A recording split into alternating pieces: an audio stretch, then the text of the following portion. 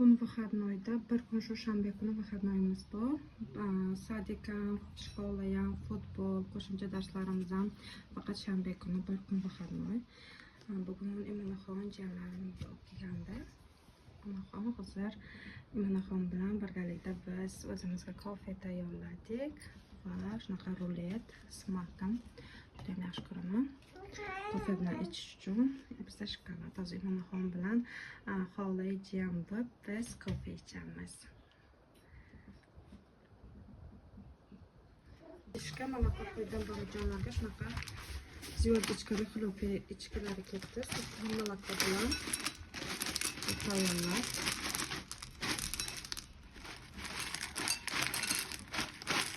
холодное молоко to'kilib ketdi. Соберитесь, хорошо? Хватает или еще добавить? Все, нам все. Мне чуть-чуть здесь, мне чуть-чуть. Jiyanlarimni uyga jo'natib, endi biz bolajonlarni olib ko'llarga chiqdim. Sazolar o'ynashyapti. Shapka shunda qor, erib mana hamma joy suv yotibdi. Bu yerda Storchka одноклассниклari bilan o'ynashyapti. Да, твое. Oqsonchilar На, поворачивайся, Лёд. kachada На середину. С другой стороны. lekin havo yaxshi. Сильно держись. С другой стороны. Yonimizdagi boshiqlarga chiqdik.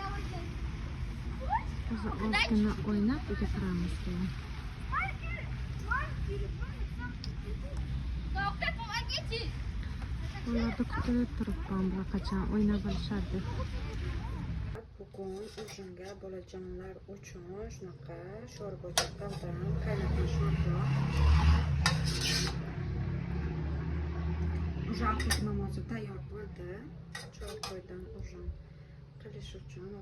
Bugun dadajonimizdan qurutoba egalari kelgan ekan. Shuning uchun домашний mana ko'rib turibsizlar, qurutoba qildim. Qurutoba qilishga ham usta bo'lib ketdim. Faqat uyda endi zakaz faqat qurutoba, shaurma ko'chadan olib yemasdan faqat menga zakaz qilishyapti ular. Shuning uchun faqat uyda o'zim tayyorlab beryapman. Qurutobani bilasizlarmi nimasiga? Fatiraga yaxshi ishlansa juda ham mazali bo'lib chiqadi. Shuning uchun hammaga fatira yaxshi bo'lsa, qurutobangiz ham shirin bo'laveradi.